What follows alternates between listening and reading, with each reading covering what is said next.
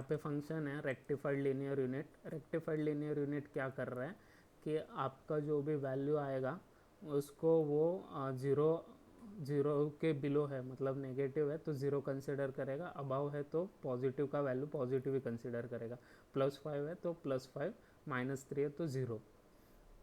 इस तरीके से चलेगा। सिग्मोइड एक एक्टिवेशन फंक्शन है। पहले जो इनपुट लेयर से आपके हिडन लेयर को इनपुट जाएगा, इनपुट लेयर से हिडन लेयर को जो इनपुट जाता है वो लिनियर जाता है। बिटवीन हिडन जो है वो नॉन लिनियरिटी फंक्शन परफॉर्म करेगा।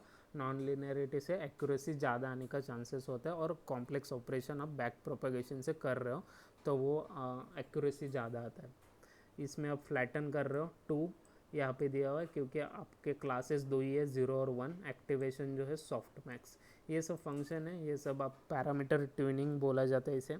आप खुद से ट्यून कर सकते हो, अलग अलग पैरामीटर यूज़ करके कहाँ पे एक्यूरेसी ज़्यादा दे रहा है वो देख सकते हो। फिर हम जो है कैटेगरिकल क्रॉस एंट्रोपी यूज़ कर रहे हैं और कंपाइल कर रहे हैं मॉडल को। ये सब आपका सिंटैक्स है, इसको ये इस तरीके से ही लिखना पड़ता है आपको।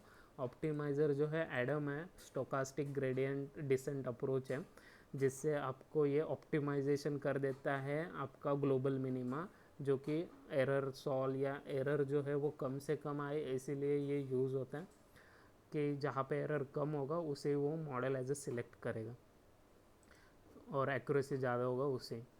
Train shape x valid shape print किया है, फिर मॉडल फिट कर रहे। ईपोक जो होता है एक पर्टिकुलर इसे रन कर रहे इतना टाइम के लिए।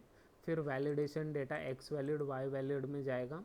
वैलिडेशन डेटा का आपको ये वैलिडेशन डेटा कंटिन्यूसली जैसे जैसे इमेज ट्रेन होते जा रहा है अप्लाई होते जाता है।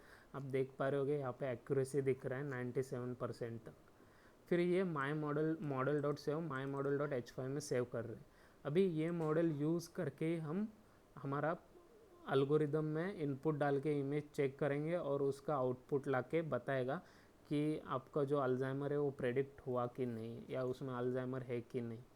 तो कैसे होगा वो, हमने एक वेबसाइट बनाया जो फ्लास्क में है, बाकी सब लाइब्रेरी जैसे यूज़ किया वैसे ही एक टेस्ट इमेज प्रोसेस फंक्शन बनाया, जिसमें हम क्या कर रहे हैं tf.keras.backend clear session base model VGG16, फिर वेट्स इमेजनेट, ये सब सिमिलर जैसे अभी आपने फंक्शन देखा उसको एक फंक्शन में लिख रहे हैं।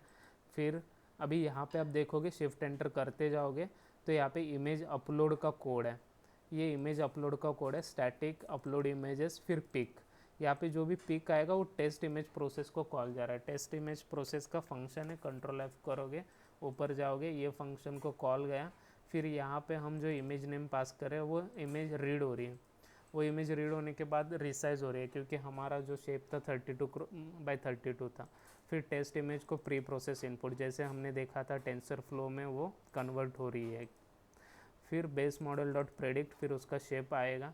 फिर लोड मॉडल कर रहे हैं मॉडल 1 2, फिर मॉडल 1 2 डॉट प्रेडिक्ट क्लासेस, इसका क्लास कौन सा है, अगर प्रेडिक्शंस है, अगर 0 है तो नॉट प्रेडिक्टेड आएगा अल्जाइमर, अगर 1 है तो प्रेडिक्टेड एज अल्जाइमर। यहाँ पे देखिए result 1 greater than 0 detected as Alzheimer, result 1 less than मतलब अगर 0 है तो अल्जाइमर नॉट डिटेक्टेड।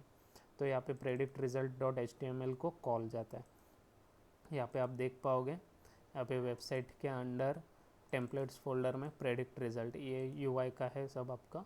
UI इतना ज़रूरी नहीं एक्सप्लेन करने के लिए, ये पूछा नहीं जाएगा आपको। और फिर आपको अभी फ्लो चार्ट एक्सप्लेन कर, यहाँ पे हमने रजिस्ट्रेशन और लॉगिन नहीं रखा है, लेकिन सीधा अपलोड इमेज रखा है, जिसमें प्री प्रोसेसिंग फीचर एक्सट्रैक्शन, फिर CNN मॉडल अप्लाई होगा जो कि ट्रेंड मॉडल है, और फिर डिसीज डिटेक्ट होगा, फिर फाइनल रिजल्ट आके आउटपुट आएगा आपको। यहाँ पे लॉगिन रजिस्ट्रेशन आपके इसमें नहीं रखा है। अभी यहाँ पे पूरा सिस्टम का फ्लो चार्ट है, आपका सिस्टम वर्क कैसे हो रहा है वो है। देखिए पहले तो डेटा सेट हमें मिला है एडनी का, उसको हम जैसे कि वैसा यूज़ नहीं कर सकते क्योंकि वो एनिमेशन टाइप ऑफ इमेजेस है सब उसमें। तो उससे पहले NIR to PNG कन्वर्जन कर रहे। NIR to PNG कन्वर्जन के बाद हम प्री प्रोसेस करेंगे। प्री प्रोसेस हम जो है बेस मॉडल से कर रहे VGG16 से, जिसके बाद फीचर एक्सट्रैक्ट होगा। फीचर एक्सट्रैक्शन का काम इंटरनली जो है CNN खुद से कर रहा है, तो ये एक ही स्टेप है दोनों। ट्रेन मॉडल यूजिंग अल्गोरिदम, तो मॉडल ट्रेनिंग के टाइम क्या हो रहा है CNN ये सब डिटेल्स खुद में ले रहा है और एक मॉडल बना रहा है, फिर जिसे आपको जैसे आप इनपुट डालोगे कोई भी इमेज को उसे क्लासीफाई करेगा और डिसीज प्रेडिक्ट अगर है तो डिसीज प्रेडिक्टेड बताएगा, अगर नहीं है तो नो डिसीज बताएगा।